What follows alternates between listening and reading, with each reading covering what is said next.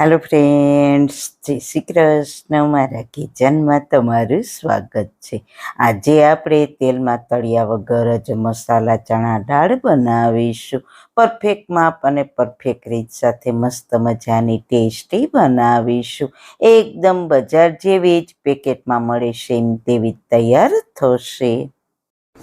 તમે સાંભળો છો ને, એકદમ ક્રિસ્પી અને દેખાવમાં પણ જોતા જ ખાવાનું મન થઈ જાય તેવી અંદરથી સોફ્ટ અને ઉપરથી ક્રિસ્પી બનશે. તો ચલો આજની મજેદાર રેસીપી સ્ટાર્ટ કરીએ. સૌથી પહેલાં આપણે 2 વાટકા ચણાની દાળ લીધી છે. આપણે આમાં એક ચીજ એડ કરીશું ને તેનાથી દાળ અંદરથી સોફ્ટ અને ઉપરથી ક્રિસ્પી બનશે. પહેલાં તો દાળને 2-3 પાણીથી સારી રીતના ધોઈ લઈએ. દાળને પલાળવા માટે વાસણ થોડું મોટું લેવાનું, કારણ કે દાળ પલળશે એટલે ડબલ થશે. ધોઈ લીધા પછી તેમાં 2-3 ગ્લાસ પાણી એડ કરીને તેમાં અડધી ચમચી હળદર પાવડર અને 1 ચમચી મીઠું એડ કરીશું. સાથે 5 ચમચીથી થોડા વધારે ખાવાના સોડા આવે તે એડ કરીને સારી રીતના મિક્સ કરી લઈએ. સોડાની જગ્યાએ તમે ઈનો પણ એડ કરી શકો છો. સારી રીતના મિક્સ કરીને તેને ઓવરનાઇટ પલળવા દેવાની છે. સવારે તમે જોઈ શકો છો દાળ સરસ પલળીને ફૂલી ગઈ છે. તો આ જે એક્સ્ટ્રા પાણી છે તેને કાઢી નાખીશું. હવે આપણે ફરી આમાં 2 ગ્લાસ જેટલું પાણી એડ કરીશું અને ફરી સારી રીતના ધોઈ લઈએ. કારણ કે આપણે આમાં હળદર અને સોડા પલાળતી વખતે એડ કર્યા હતા, તે નીકળી જાય એટલે તે શેકતી વખતે તેનો કલર વધારે ડાર્ક ના થાય, એટલા માટે આને આ રીતના ધોઈને આ પાણી છે તેને દૂર કરી દઈશું. સોડા અને હળદર બંને મિક્સ થાય એટલે તેનો કલર વધારે ડાર્ક થતો હોય છે, એટલા માટે આપણે તેને આ રીતના મસળીને દૂર કરી દઈશું. 1 થી 2 વાર મેં પાણીથી દાળને ધોઈ લીધી છે. હવે આપણે લેવાની છે કઢાઈ. તેમાં દાળ ડૂબે તેટલું પાણી ગરમ થવા માટે મૂકીશું.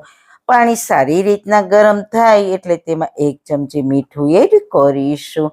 ત્યારબાદ આપણે પલાળેલી દાળને ગરમ પાણીમાં એડ કરી દઈએ. દાળ એડ કરીને તરત જ ગેસની ફ્લેમ બંધ કરી દેવાની છે. પછી સારી રીતના મિક્સ કરીશું. ફક્ત અડધી મિનિટ માટે તેને આ રીતના ગરમ પાણીમાં હલાવવાની છે.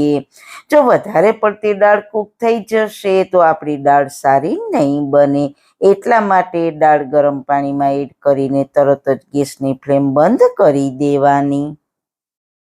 અડધી મિનિટ પછી તેને કોઈ પણ કાણાવાળા વાસણમાં તેને ટ્રાન્સફર કરી લઈએ, એટલે એક્સ્ટ્રા પાણી છે તે નીતરી જાય. પછી તરત જ આની ઉપર ઠંડુ પાણી એડ કરીશું, એટલે તેની કુકિંગ પ્રોસેસ બંધ થઈ જાય અને દાળ ઓવરકુક ના થાય.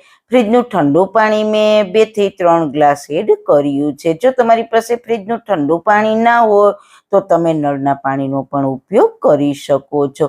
3 થી 4 ગ્લાસ પાણી દાળની ઉપર એડ કરવાનું ને આ એક્સ્ટ્રા પાણી છે તે નીચે નીતરીને આવી પણ ગયું છે. હું તમને દાળનો દાણો તોડીને બતાવું તો દાણો થોડો સોફ્ટ પણ છે અને થોડી કાચી પણ છે. બસ આપણે આ જ ટાઈપની દાળ જોઈએ છીએ. હવે આપણે એક પ્લેટ પર કોટનનું કપડું રાખીશું અને તેમાં થોડી ચણાની દાળ રાખીને તેને કપડાની મદદથી લૂછી લઈએ. આને તમે પંખા નીચે પણ સૂકવી શકો છો, પણ પંખા નીચે સૂકવવામાં ખાસો ટાઈમ જોઈએ છીએ.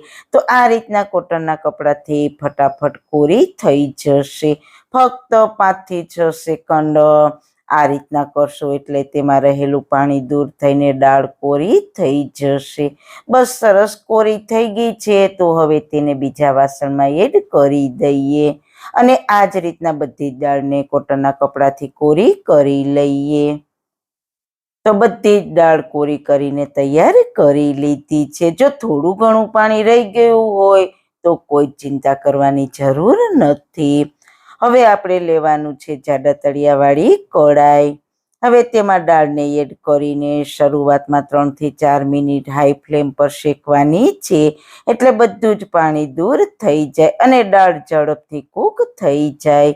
અત્યારે દાળ ફૂલેલી છે એટલે ક્વોન્ટિટીમાં વધારે લાગે છે, એટલે જ મેં ગેસની ફ્લેમ હાઈ રાખી છે. જો તમારી ઓછી ક્વોન્ટિટીમાં દાળ હોય તો 3 થી 4 મિનિટ હાઈ ફ્લેમ નહીં રાખવાની.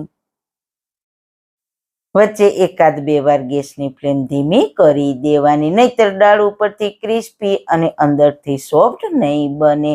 દાળને અડીએ ને દાળ સરસ ગરમ થઈ ગઈ હોય ને દાળમાંથી વરાળ નીકળવા લાગે પછી ગેસની ફ્લેમ એકદમ ધીમી કરી દેવાની છે અને પછી ધીમા ગેસ પર મેં અડધી મિનિટ કૂક કરી.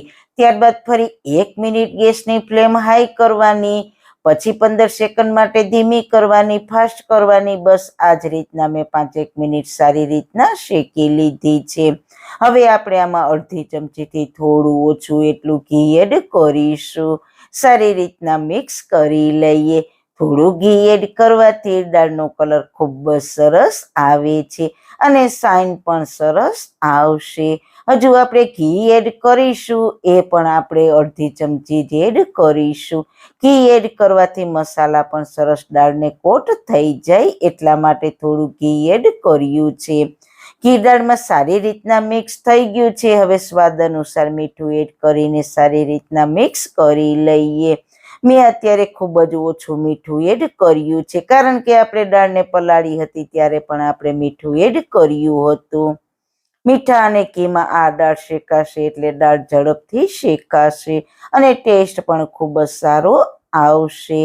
હવે ફરી ગેસની ફ્લેમ હાઈ કરીશું, સતત હલાવતા રહીશું. તમે તમારી રીતે ગેસની ફ્લેમને હાઈ અને લો કરી શકો છો. જ્યારે દાળ કૂક થવા લાગે ત્યારે ગેસની ફ્લેમ લાસ્ટમાં હંમેશા સ્લો જ રાખવી, એટલે દાળ ઉપરથી સરસ ક્રિસ્પી અને અંદરથી સોફ્ટ તૈયાર થાય. આ દાળ તૈયાર થશે એટલે કોઈને ખ્યાલ પણ નહીં આવે કે દાળ શેકીને બનાવી છે, એટલી ટેસ્ટી બનશે. હવે આપણે ગેસની ફ્લેમ 15 સેકન્ડ માટે સ્લો કરી દઈશું.